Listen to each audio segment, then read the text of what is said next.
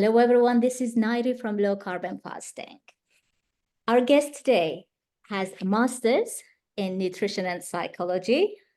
She has a background in marketing and consumer behavior.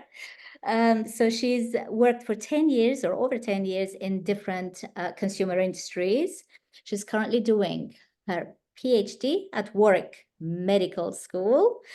So her research which was published in a prestigious medical journal, was on the impact of the ketogenic diet on eating disorders in type 1 diabetes.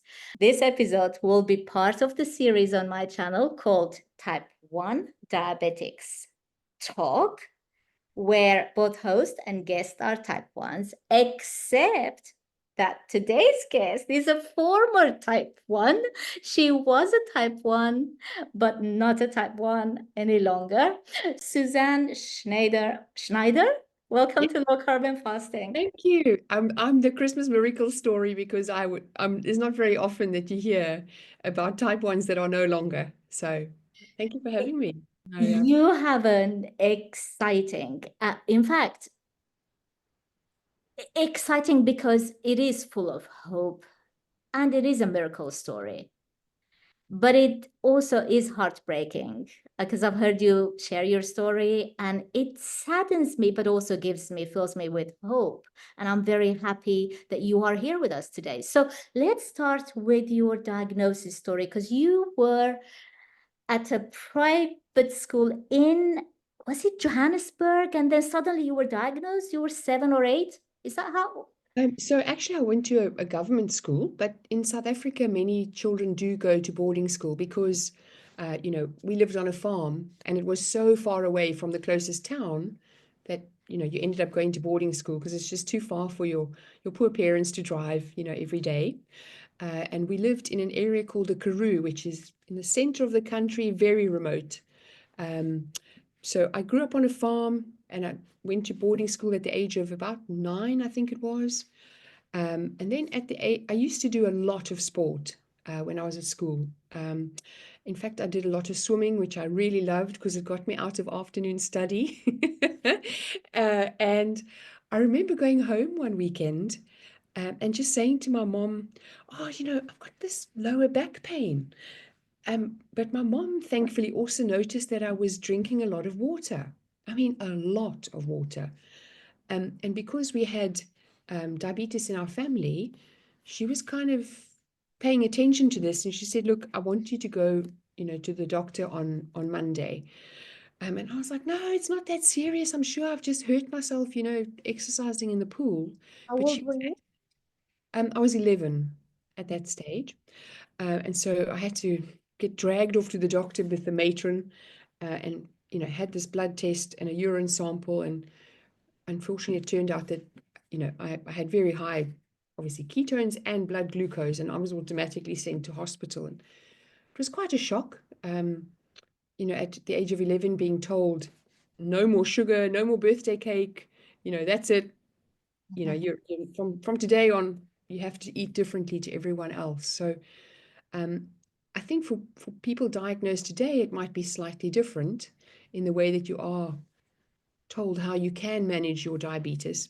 I think a lot has changed in terms of our medicine and technology, but back then we didn't even have things like CGM, so the approach was quite different, which in a way I think was not a bad approach, looking at what we are doing today, So yeah, I don't that's know days without CGMs. And now I can't even, I can't understand how I survived. the thought of pricking the part of your finger that's the most delicate, the tip of your finger, just to get a drop of blood out. I can't believe that we used to have to do that. Yeah, and I didn't do it regularly either. Oh, do not feel alone. I mean, as a teenager, you don't want to be, different to anyone else. So don't feel alone. I think that's why CGMs are so great, because I think even non-diabetics, it's pretty cool to have one actually and scan your phone. So you don't feel that different now for taking care of yourself,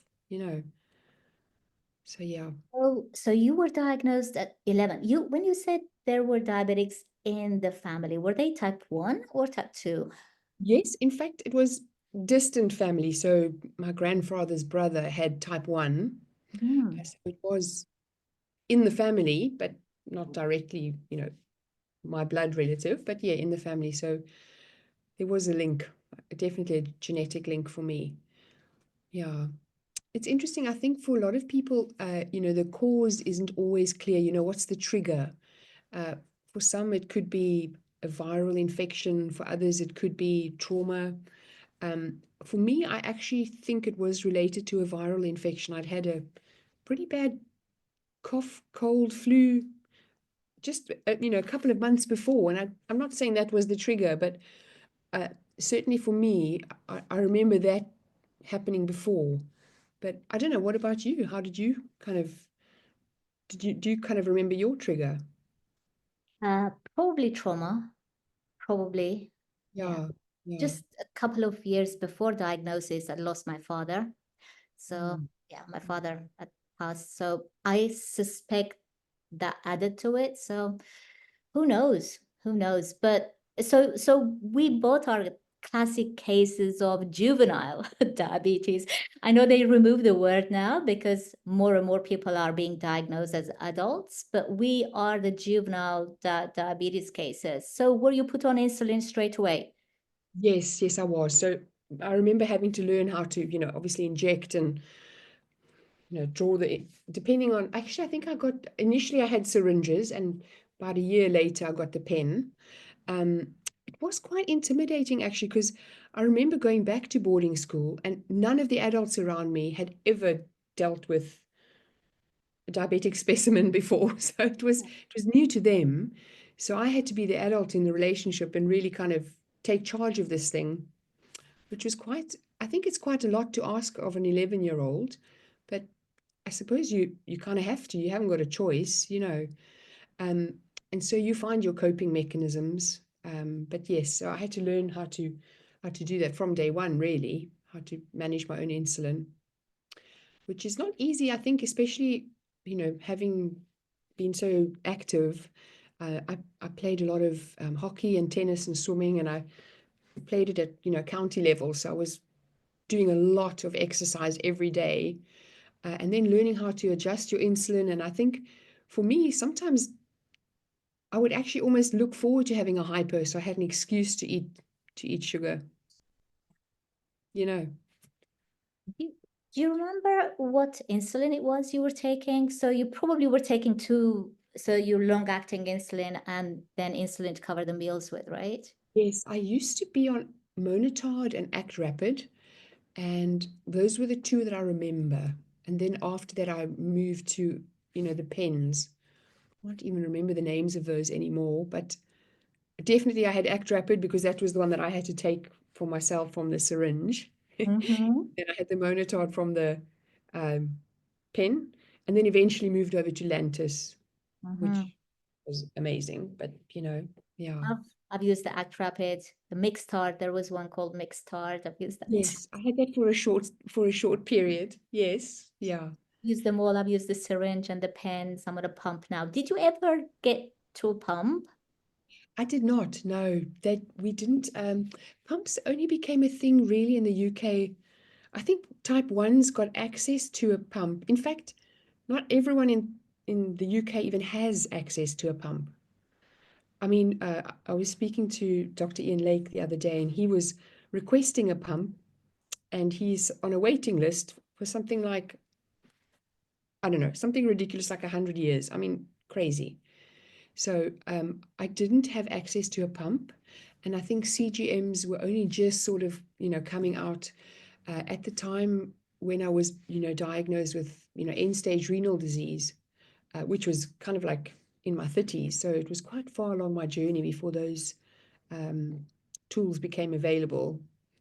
But, you know, I don't know. I think everybody now understands the benefit of those technologies. But as much as they are a benefit, I also think without actually giving people access to information, are they really that good? Because are you saying to the pump, eat what you want, the pump will take care of it? So you're kind of saying to someone, it's totally fine, eat the chocolate cake and you'll have 100 units of insulin. And actually, I think we're missing the point. It's not just about taking, eating is whatever you want, because it's not just the glucose, it's also about all the insulin that we're putting in. Because as a type 1, you need 3 times more insulin than a non-type 1 to regulate your blood sugar. And I don't think it's as simple as eat what you want and just inject. No, I think you see, that's one problem I have with a pump. I don't have any issues. I love my pump. I actually do love my pump. But when people want to go on a pump, thinking that it's gonna normalize their blood sugars magically, well, no, for me, the pump is just another device which I use to take insulin, exogenous insulin. That's just another device. That's about it. Even the looping sort of systems don't do a good job. I mean, you can do a better job by changing your diet. I can show you that. But the way I got my pump, in fact, was because my A1C was like 9.8 and I wasn't coming down.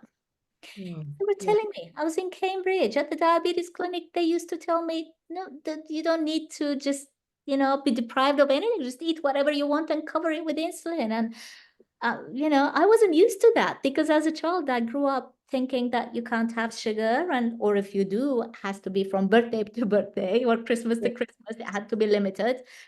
And I came here, the UK, in my 20s, and then they told me, eat what you want. And I just couldn't. My blood sugars went completely crazy. I couldn't control my blood sugars. So,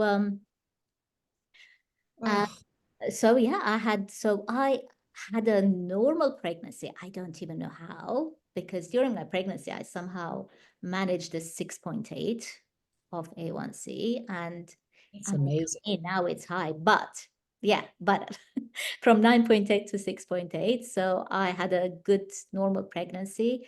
Just after that pregnancy, I told them, yeah, I'm considering having another baby. They said, okay, so now let's just, ask for a funding for a pump for you. So you can have normal blood sugars, you know, to Oh, well, prepare you for a second pregnancy. That's how I got my pump.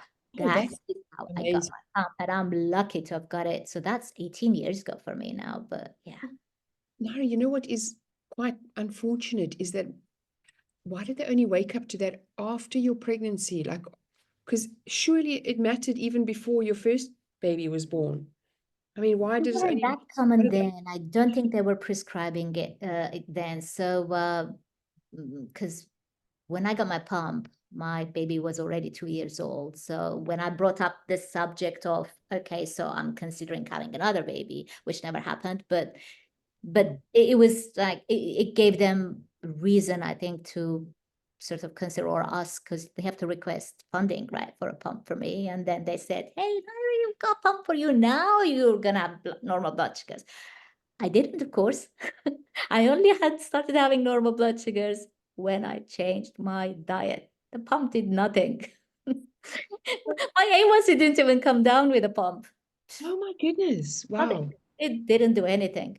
It was the old models, of course. There was no sort of autocorrect mode, nothing like that. And my blood sugars didn't come down. Then I changed my diet. I started cutting out the sugars and the starches, and whoa, then my blood sugars started How did coming. you find out about low carb? Because that's normally an interest for me is to find out how people, especially because we are told one thing, and this is doctor's orders.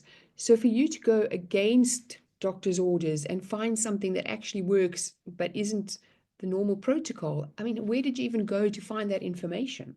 Completely by chance. Completely by chance. I was, who knows what I was doing on YouTube, watching something, and then one of Jason Fung's videos came, and he was talking about low carbohydrate diet and I believe intermittent fasting for diabetics. And of course, the whole lecture was about type 2 diabetes, but I could easily apply it to type 1 as well. So I watched that, and that was like the first health related or diabetes related video I'd ever seen. I liked him. I liked his delivery. I liked the analogy he was using.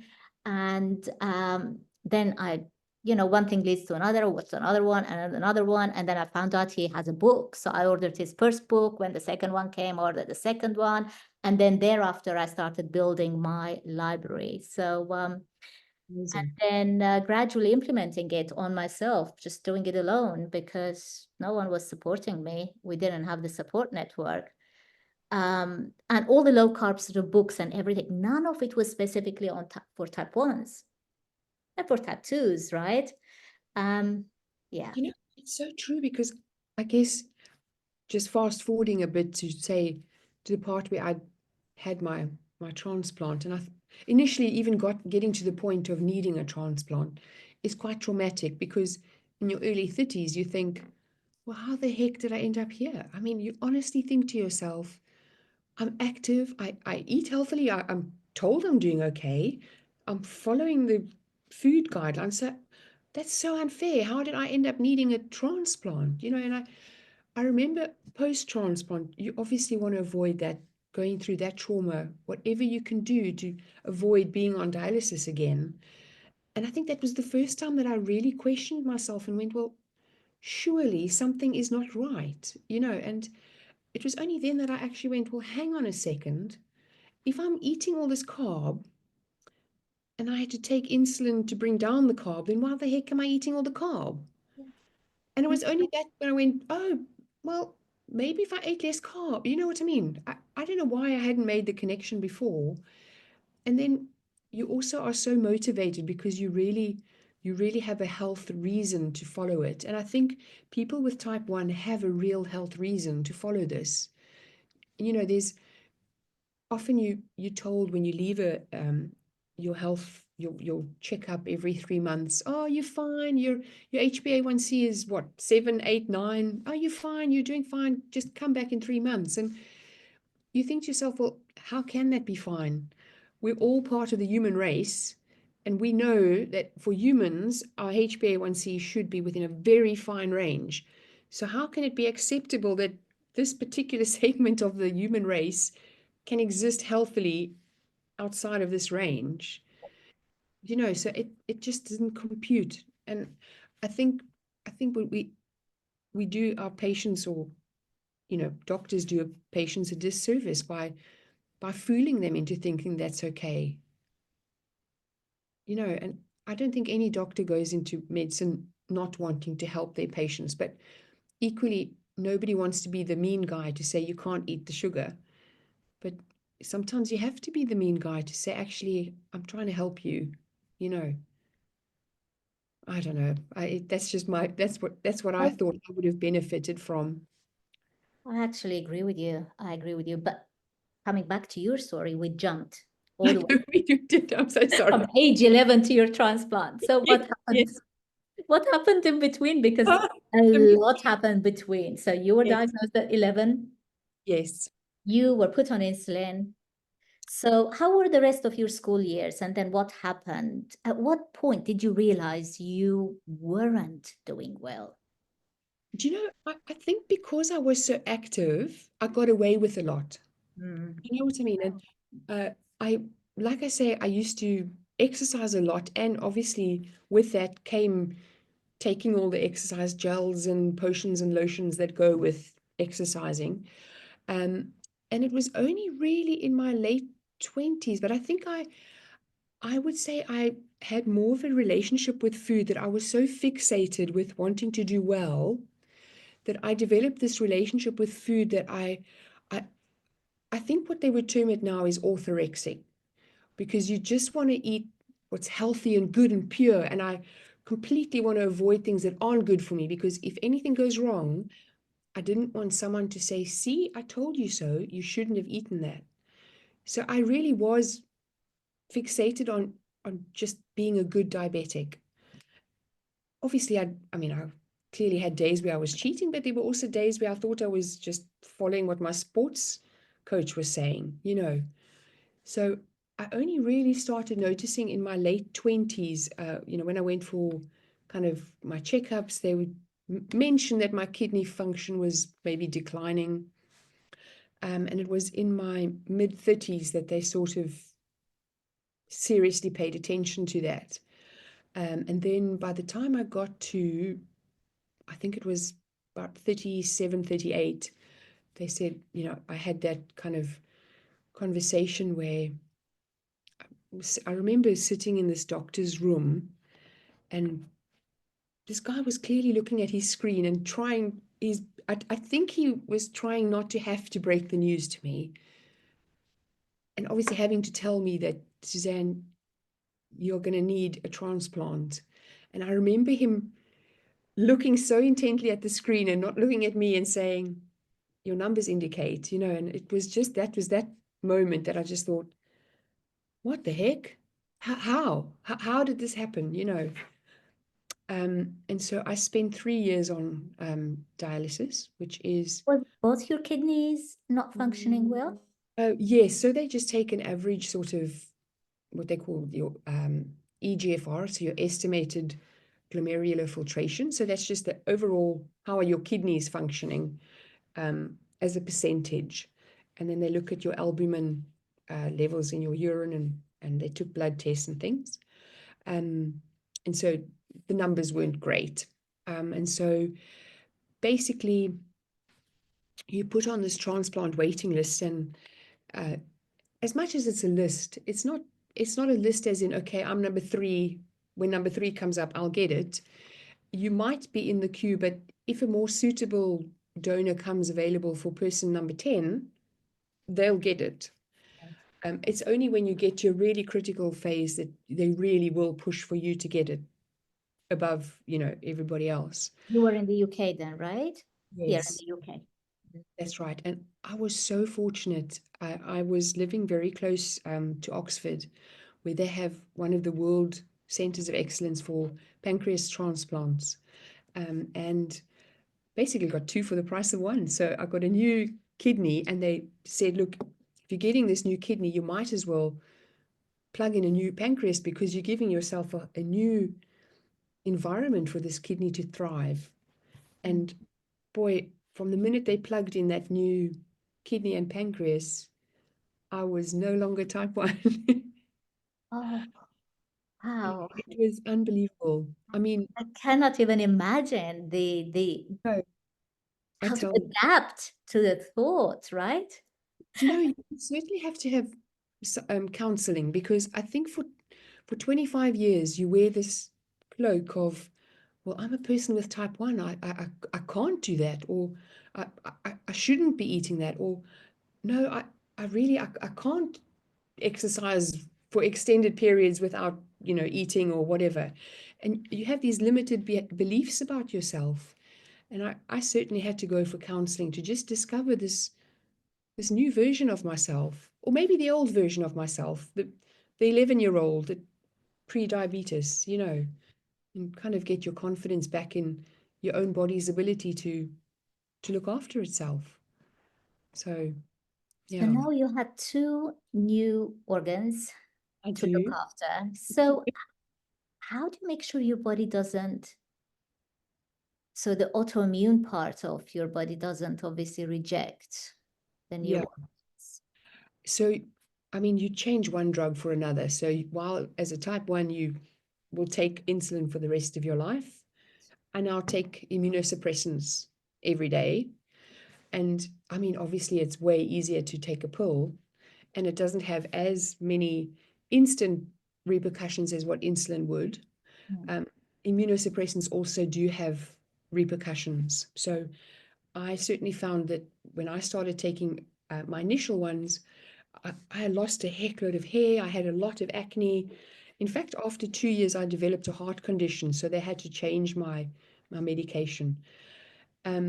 And the one thing that's been very interesting is when you're on a dialysis diet, it's very restrictive. You can't eat foods that are high in potassium, phosphate, sodium, certainly protein, because of your kidney function. And so you are on a very limited range of foods. Basically, beige and boring is what you can eat. But then you think, listen, I'm a type 1. I shouldn't be eating beige and boring. I should literally be eating the rainbow. So what the heck do I eat? Anyway, so post-transplant, I thought, okay, great. What do I eat now? I want to look after these organs. And well, there is absolutely zero guidelines for people post-transplant. In fact, I've just written a paper, making some recommendations on what we should look at for post-transplant survival, because 40% of transplants don't make it past the 10-year mark. That's crazy. Do you think how much money and how much time and effort? And these are the organs that families lovingly donate, thinking, please look after these, because this is something that my deceased family member is leaving. And we're not doing our best to look after them, And so there are currently no official guidelines for people post-transplant, whether that's kidney, liver, lung. There are no guidelines, which is quite shocking. So So how do you make sure you, okay, so you are taking the pills, the immunosuppressants, but yeah, other than that, what are you eating? Because you have to look after your kidney, but at the same time, you have to make sure, that yeah, you don't yeah. develop diabetes. Not that you would develop type 1 diabetes, but type 2 is very common. So if you're, Correct. Yes.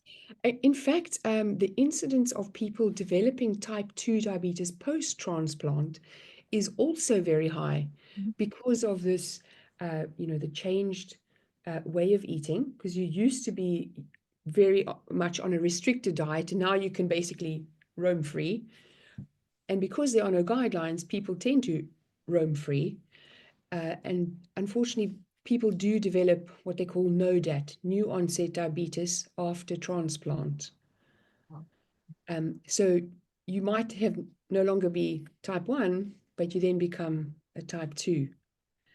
And so, because I was always pretty active anyway, I did go back to swimming. In fact, I entered for the British Transplant Games, which was a really great goal to work towards.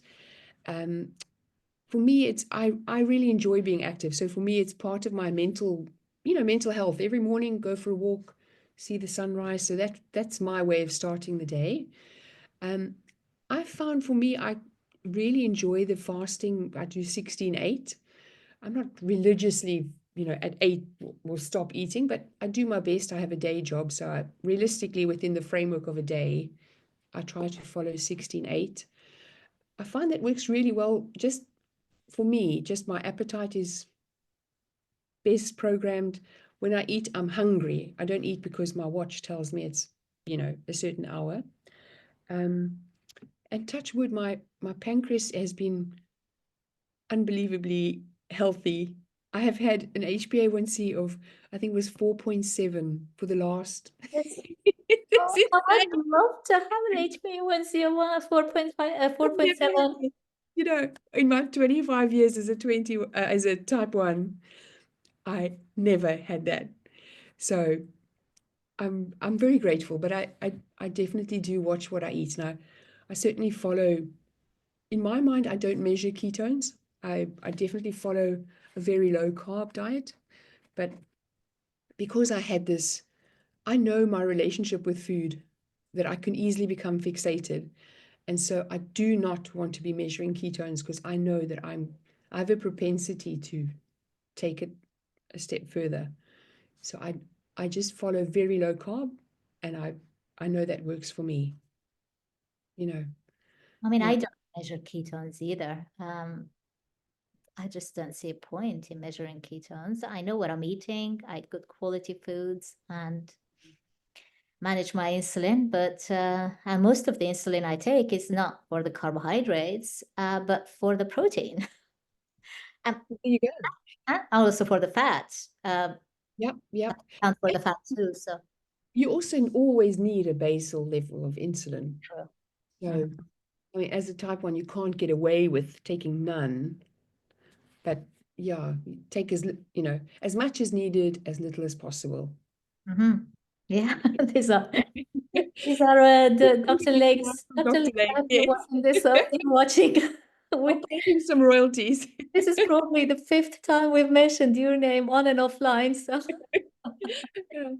Yeah, so, I'll pay um, royalties so later. he's certainly influenced, many type ones. But so how long were you on dialysis, and what was that like for you? Because you were a young woman, active, athletic, but then you had to be attached to this machine. And so, how was that like for you, and how long did you have to go through that? Yeah, so I did have both types. So you get one type that's called peritoneal dialysis, where you have a little tube Yes. attached to your tummy, and you do that at home. You basically attach this machine and you have the dialysis overnight. So that's like an 8-hour process. But then what happens is when you end the session, the machine pumps in about 2 liters of fluid into your peritoneal, peri peritoneum, whatever. I've forgotten the medical word. The We'll check sac that that and put surrounds it on your the stomach, screen. basically. And then, so it works by a process of osmosis. So because you aren't urinating, this fluid takes out all the toxins. And then at night, when you're going to connect to the machine again, that's basically the machine taking out all the toxins for you. But you're always walking around with this 2 liters of water in your stomach. It's super uncomfortable because you just feel like you've just drunk a whole pint of water, basically. So I did that for about a year and a half. And while I liked that it gave me the flexibility to not have to go to hospital 3 times a week, it was very taxing because you have to have enough space in your house to store these boxes and boxes of fluid, but you have to be able to set up this machinery for yourself. And if there's anything that goes wrong, you've got to call somebody, you've got to make a plan because that's your treatment. If you don't get your dialysis treatment, believe me, that doesn't feel good. Um, and then unfortunately, I had a medical emergency, and I was taken to hospital, and they decided to put me onto hemodialysis, which is the one where you have basically through a port, like a vein. You then do the dialysis through a vein in your arm or wherever. But I did that for about another, I would say about 2 years. That is exhausting, really exhausting, because you go to the hospital for about is for about 3 hours at a time. And in the time between treatments, so you might have treatment Monday, Wednesday, Friday, but then from Friday to Monday, that means Saturday, Sunday, you have all of those toxins circulating in your body. So by the time you get to treatment on Monday, you are desperate for treatment. You just feel awful, and you really don't have much energy. You function, but it's not. While some people can survive on dialysis for quite a few years, the longer you are on dialysis, your chances of uh, survival post-transplant are reduced because obviously the rest of your organs aren't getting the kind of function that they should, removing the toxins and things that a normal kidney does. So 3 years was quite enough. I definitely don't ever want to go back there again. So yeah. So how lucky do you think you were that they found a suitable kidney, but at the same time, there is some suitability applied to pancreas as well, right? So it's Oh, two suitable yes. organs for you. And I mean, it was from the same donor, which obviously helped. But pancreas, I don't know what the plural of pancreas is. Pancreases. They found a suitable pancreas for me. Um, a pancreas is very sensitive, so you basically give it a nick or a scrape, and it is so susceptible to failing. Oof. So I was just so incredibly lucky that my pancreas, touch wood, has been really, really healthy. But I say also incredibly lucky, but I really do think that it's because I've really paid attention to eating a diet that reduces inflammation, that doesn't tax my pancreas in terms of having to constantly produce insulin. You know, it's not to say I never eat a piece of chocolate. Of course I do. Hell, I've waited 25 years to have a piece of birthday cake, you know. But I really think that because I look after my diet, I've been able to, in March, I'll be celebrating 9 years of my transplant. So I have got those 10 years. I have to pass the 10-year mark. That's a given. We'll have to celebrate it together, do I some have to throw celebrate a that. party, Yes. the group of type ones. Yes. Do you did you ever find out who the donor was? Do you know, you never do. But what I did find out was that it was a female of a similar age to me, which was quite, I think quite, quite heart-wrenching. But what you are allowed to do is, write a letter to the family. And if you want to, you don't have to, but you write this letter via the coordinator, and the coordinator will then contact the family and say, are you open to receiving a letter? Because it might be quite heartbreaking for them, but thankfully they were open to it. I think that was probably the hardest letter I've ever written in my life, because you're celebrating the biggest gift you have ever received. This person has literally saved your life, and they are celebrating probably losing the most important thing in their life, and I was so conscious that when I wrote that note, I didn't want to make any promises that, I'm going to climb Mount Kilimanjaro in honor, because that's not me. But I did want to say to this family that, I promise that I will look after this kidney as best as I possibly can. And whatever I do, I will do that in her honor, because everything I achieve as a result from this day on is because she's given me these extra days. And I'm you can't say, how do you say thank you to someone for saving your life, but I'm truly grateful. Yeah. We'll have to change the subject now. Oh, yes. Okay. I think I've That's had enough very time to touching. cry to tears, so Yeah, that was touching. Anyway, and that's yes. probably the third time I'm hearing it. So it's a human story. It's very deep. It touches everyone. So anyway, now you need to tell us what you're doing. Right. Tell us about the paper. I'll put the link of the. It's open access, right? It is, yes. Last time I checked, it was, yeah. Yes, So it is. so I'll put the link of the paper that's Suzanne published in the description. So please download that or go and read it at least, or share it with your community. So what was that paper about?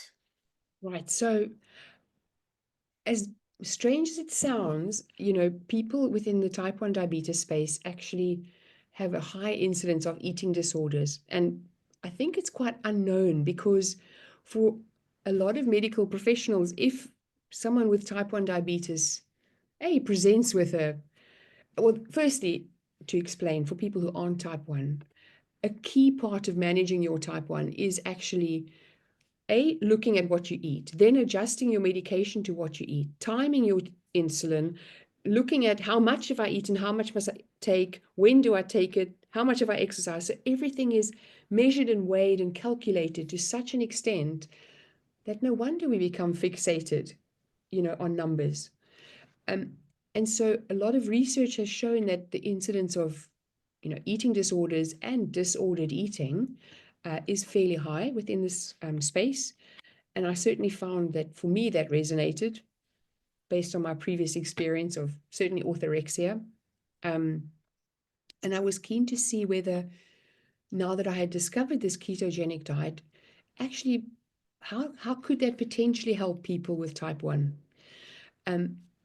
It's strange but true that a lot of people are hesitant to prescribe the ketogenic diet because there's this fear that it's going to increase the risk of hypoglycemia, increase your risk of hypercholesterolemia, even increase your risk of eating disorders because you're following something that's different to the norm.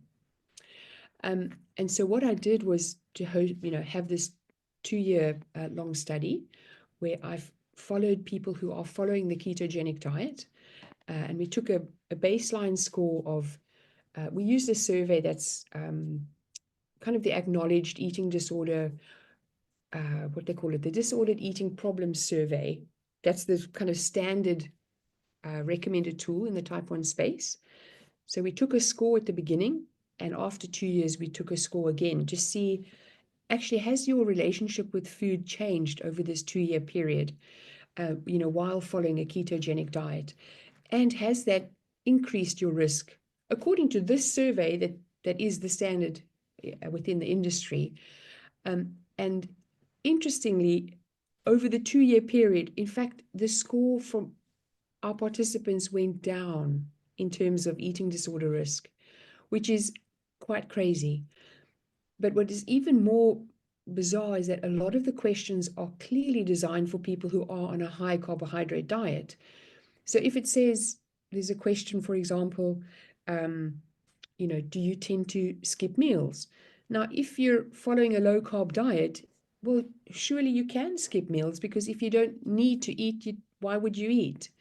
And yet that's counted as a potential eating disorder risk, which doesn't quite make sense. So obviously there's work to be done in the space, but the results, were very promising. And we've seen that not only over the 2-year period did none of the participants have any incidence of DKA, they all had,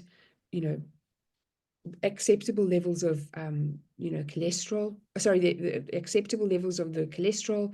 Only one person had to have a medical intervention for a hypoglycemic incident over a 2-year period. And I had 37 people in the study. So, I mean, obviously it's not the world's biggest study, but it was significant enough to say, well, hang on, we need to take note of this, So for me, that it was just a very interesting exploration, because I used a method that wasn't just about the number. And I think that's what a lot of type 1s feel. When you go to your doctor, often you judge literally on one HbA1c number. And you go, you know what, I am more than that number. My experience is, you don't see me at 2 in the morning. Ask me what I'm like at 2 in the morning and if I'm having a hypo. And then I'll tell you whether I'm coping well or not. And so I really wanted to get across that the type 1 experience is more than just these surveys and the feedback that people gave, over this 2-year period. And so I used a mixed methods approach to also include, qualitative interviews, and I used a lot of what they call collaborative photography. So people could tell their story but use images to express how they were feeling. And I think it was quite powerful, if I'm really honest, because especially when you're talking about something really personal, when you're struggling with something like a health condition, potentially an eating disorder, potentially just your relationship with food or your medical team, it's not always easy to talk to a stranger and open up and say how you feel. But sometimes using an image, you can talk through the image and express, oh, that was me a year, a month, a day ago. And you can sometimes talk without having to make eye contact. So you often get a lot more out of the discussion. So that was really powerful. So yes, that's all coming. Based on your research, we can definitely say that the ketogenic diet has a positive impact on helping type 1 diabetics not develop eating disorders, I guess. Right? No, I couldn't agree more, because when you are in a state of having stable blood glucose, you're better able to make decisions. You're less likely to grab a bag of jelly babies because you're having a hypo. When you are more controlled, you also feel like your mood is in a better state, so you're less likely to eat for comfort. even depression rates are way lower in people that have more stable blood glucose. So I completely concur on that. And our research has shown that, definitely. What else are you busy doing? So how much more work do you need to do to finish the I PhD? know, how much more? I just not calling you Dr. Schneider. So when do we call you Dr. Schneider? Okay, I can't wait. So I'm busy with the write-up at the moment, starting now in December. I just have to do, I've got the results. I basically have to do the write-up. So I'm giving myself about a year to get that all down. But I'm also, spending a lot of time, looking at these nutrition guidelines that are currently just missing in the post-transplant phase. So I've got a paper in for review at the moment with the Transplant International Journal, and I'm really hoping that generates some interest, because there's so much work to be done. I think if anything, I wouldn't wish this on any other type 1. And if the work that we all do in this space, if this can help prevent others from going down this journey, then that completely is worth it. You can't save everyone, but it's like the starfish analogy, where you can throw one back into the ocean, and that's one person that you've helped. And yeah, I do hope that both of our stories can help inspire somebody else to look after themselves and not end up where I did, needing a transplant. This is why I do. This is why you do what we do. So You do an to amazing help job. others, and hopefully we'll make some difference in someone's life. So Suzanne, I can't thank you enough for this time today. I was looking forward to this. You were so busy, and I couldn't do this. I appreciate this Back too. in the summer, I contacted you. You were busy, so I'm pleased we finally did it. We'll have to do it again. We will, and we're going to celebrate getting to March. We're going to celebrate 9, and then we're going to keep it in the diary for celebrating 10. Perfect. It all sounds good. And then we'll celebrate when you're a doctor too. So There we go. yeah. All All right. local champagne. Yeah. Wow, that will be a big one. So Suzanne, thank you so much for your time. You have a lovely evening. Thank you. Bye for now. Take care. Bye.